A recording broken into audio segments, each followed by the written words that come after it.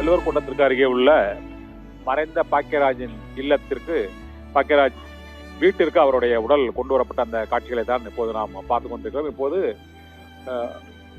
பாட்டாளி மக்கள் கட்சி தலைவர் அன்புமணி ராமதாஸ் வெளியிட்டுள்ள இரங்கல் செய்தியை இப்போது பார்க்கலாம். தமிழ் திரையுலகில் ஒரு மிக முக்கியமான திரைக்கதை ஆசிரியராகவும் இயக்குநராகவும் போற்றப்பட்ட பாக்கியராஜின் மறைவு மிகுந்த வேதனை அளிக்கிறது என்று தெரிவித்திருக்கிறார். திரையுலகில் கதை, திரைக்கதை, வசனம், இயக்கம், பாடல்கள், இசை என அனைத்து துறைகளிலும் முத்திரை பதித்த இயக்குனர் கே பாக்கியராஜின் மறைவு தமிழ் திரையுலகிற்கு பேரிழப்பு என்றும், ஒரு 45 ஆண்டுகளாக தமிழகத்தில் பல்வேறு திரைப்படங்களை அவர் இயக்கி இருக்கிறார் என்றும், மறைந்த எம்ஜிஆரால் எனது கலையுலக வாரிசு என அறிவிக்கப்பட்ட பாக்கியராஜின் திடீர் மறைவு பேரதிர்ச்சியாக இருக்கிறது என்று பாமக நிறுவனர் டாக்டர் ராமதாஸ் வெளியிட்டுள்ள அந்த இரங்கல் செய்தியில் தெரிவித்திருக்கிறார். திரையுலகில் எவரும் பேச துணியாத பல உண்மைகளை எவர் மனமும் புண்படாதவாறு நகைச்சுவையுடன் திரைமொழியாக பேசியவர் பாக்கியராஜ் என்றும், திரையுலகிற்கு அவர் நுழைந்த காலத்திலிருந்து அவருடைய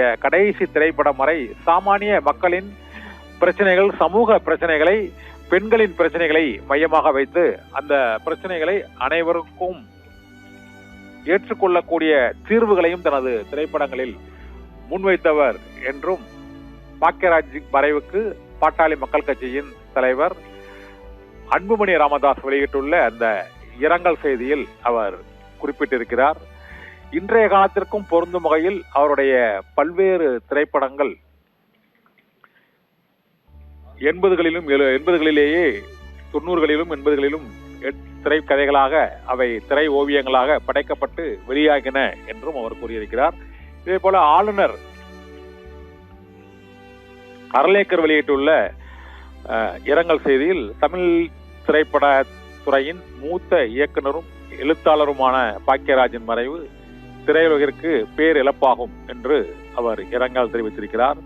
தனித்துவமான கதை சொல்லும் திறன் மற்றும் படைப்பாற்றல், தமிழ் சினிமாவிற்கு அவர் ஆற்றிய அளப்பரிய பங்களிப்பு மற்றும் ரசிகர்களின் இதயங்களில் என்றும் நிலைத்திருக்க செய்திருக்கக்கூடிய வகையில் அவருடைய திரைப்படங்கள் நினைவு கூறப்படும் என ஆளுநர் ராஜேந்திர விஸ்வநாத் அர்லேக்கர் வெளியிட்டுள்ள இரங்கல் செய்தியில் குறிப்பிட்டிருக்கிறார். பாக்கியராஜின் திரைப்பயணம் மற்றும் அவருடைய திரை மரபு பல தலைமுறை திரைப்பட கலைஞர்களுக்கும் சினிமா ரசிகர்களுக்கும் தொடர்ந்து ஊக்கமளிக்கும் என்றும் ஆளுநர் ராஜேந்திர விஸ்வநாத் அர்லேக்கர் வெளியிட்டுள்ள அந்த இரங்கல் செய்தியில் அவர் குறிப்பிட்டிருக்கிறார். பல்வேறு தரப்பினரும் வெளியிட்டுள்ள அந்த இரங்கல் செய்தியில் அவருடைய திரையுலக ஆளுமை, கதை, திரைக்கதை, வசனம், இயக்கம், இசை, நடிப்பு என திரைத்துறையின் பல்வேறு துறைகளிலும் அவர் முத்திரை பதித்து அவர் பதித்த சாதனைகள் என்றென்றும் மக்கள் மனதில் நினைவில் இருக்கும் என்பதை அவர் குறிப்பிட்டிருக்கிறார்.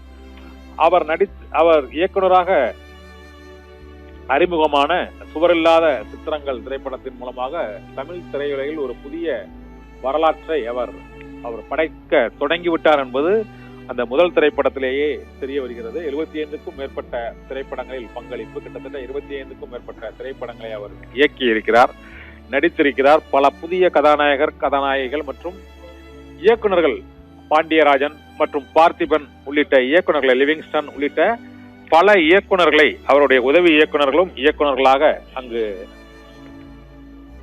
சாதனை படைத்திருக்கிறார்கள். பாண்டியராஜன், பார்த்திபன், சேகர், லிவிங்ஸ்டன், GM குமார் உள்ளிட்ட பல இயக்குநர்கள் பாக்கியராஜின் பட்டறையில் அவர்கள் திரை கலையை பயின்று திரைத்துறையில் வெற்றி கொடி நாட்டி இருக்கிறார்கள்.